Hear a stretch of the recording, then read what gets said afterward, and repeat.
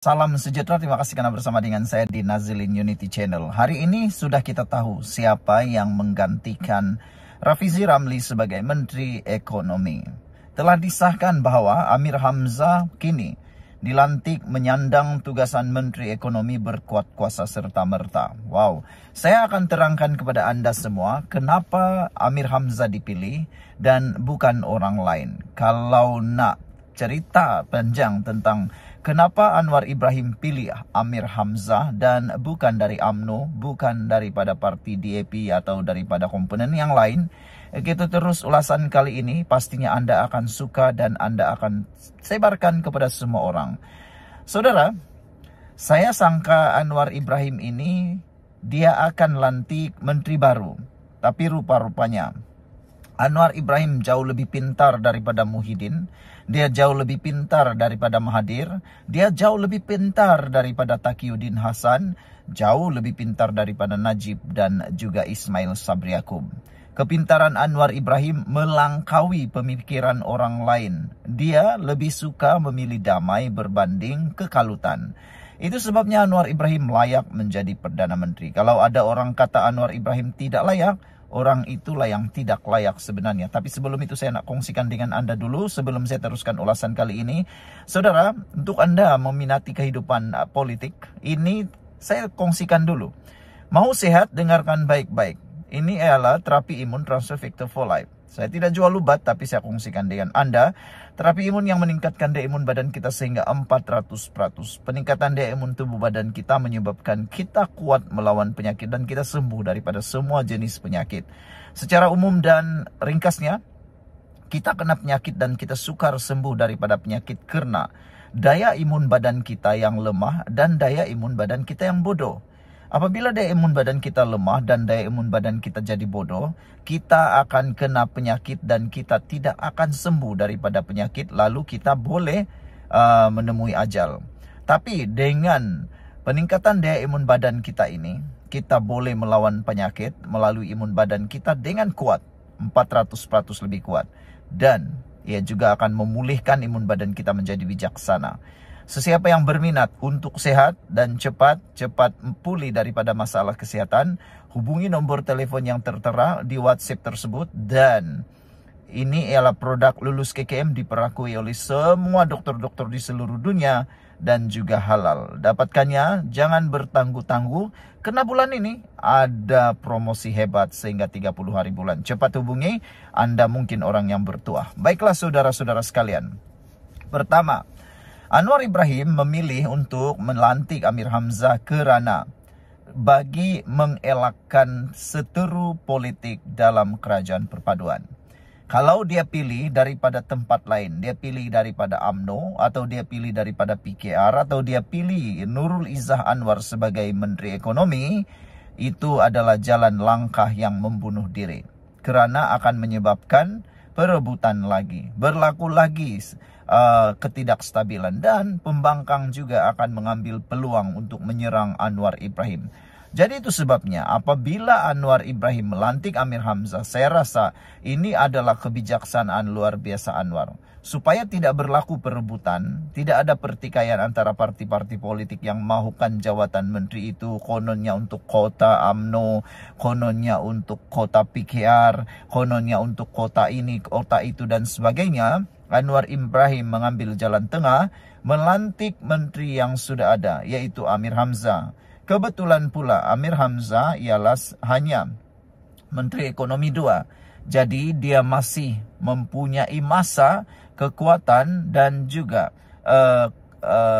masa untuk menjalankan tugas sebagai Menteri Ekonomi. Dan beliau juga sebenarnya sangat layak untuk menjadi Menteri Ekonomi. Jadi sekarang ini kota atau bukan sudah terjawab. Anwar Ibrahim menggunakan kebijaksanaan beliau. Kali ini Perikatan Nasional nak kata apa lagi? Mereka tidak ada peluang lagi untuk menyerang kerajaan perpaduan ini. Kerana Anwar Ibrahim bijaksana menggunakan semua sumber yang ada di sekitarnya untuk apa? Bagi membaiki apa yang sedang rosak. Jadi kita ucapkan tahniah kepada Amir Hamzah kerana dilantik sebagai Menteri Ekonomi secara menyandang serta-merta. Kita harapkan dengan adanya beliau, negara kita akan lebih maju dan pulih. Kalau anda suka dengan konten ini, tolong komen di dalam ruangan komen dengan tanda pagar "Kami sayang keamanan". Sekian dulu, kita jumpa lagi, bye-bye. Salam sejahtera, terima kasih karena bersama dengan saya di Nazilin Unity Channel. Isu kali ini menjawab kepada dakwaan.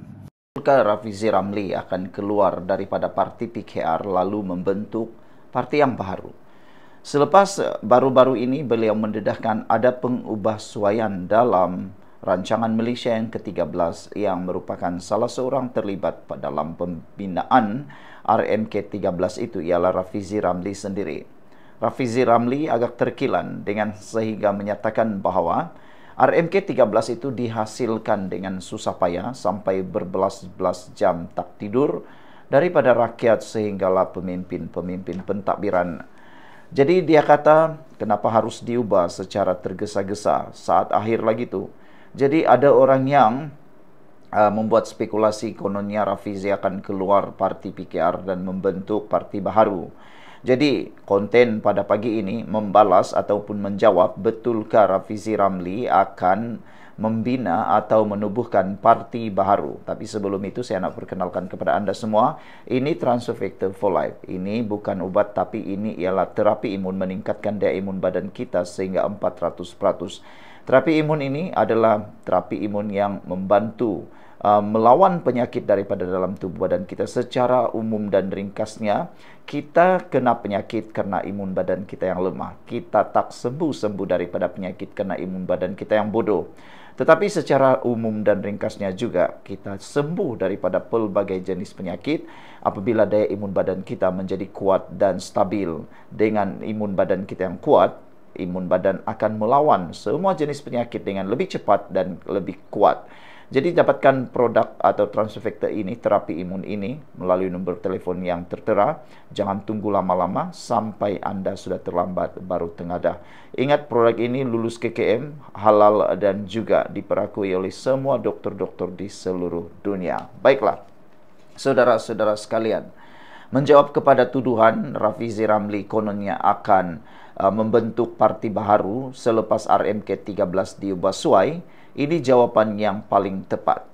Berdasarkan kepada keadaan semasa, Rafizi Ramli sudah menyatakan bahawa beliau tidak akan menubuhkan parti baharu. Beliau tidak akan membuat perkara itu. Kata Rafizi sebelum ini, tiada keperluan untuk membentuk parti baharu.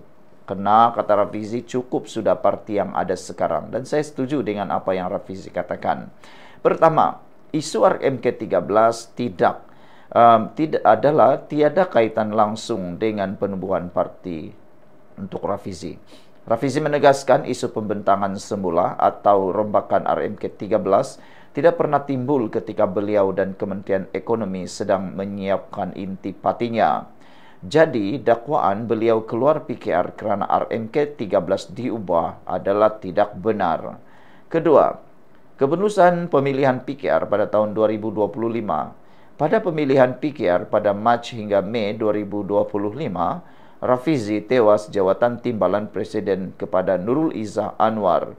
Selepas itu, beliau meletakkan jawatan sebagai Menteri Ekonomi berkuat kuasa pada 17 Jun, tetapi masih kekal sebagai ahli PKR dan ahli Parlimen Pandan. Adakah Rafizi akan betul-betul menubuhkan parti baharu? Tiada apa-apa kenyataan rasmi daripada beliau atau mana-mana pihak yang sah tentang penubuhan parti baharu oleh Rafizi. Video-video platform media sosial yang mendakwa sebaliknya hanyalah spekulasi dan provokasi yang tidak disokong oleh fakta. Jadi secara ringkasnya, saudara-saudara sekalian, RMK-13 tidak dirombak kerana Rafizi keluar PKR.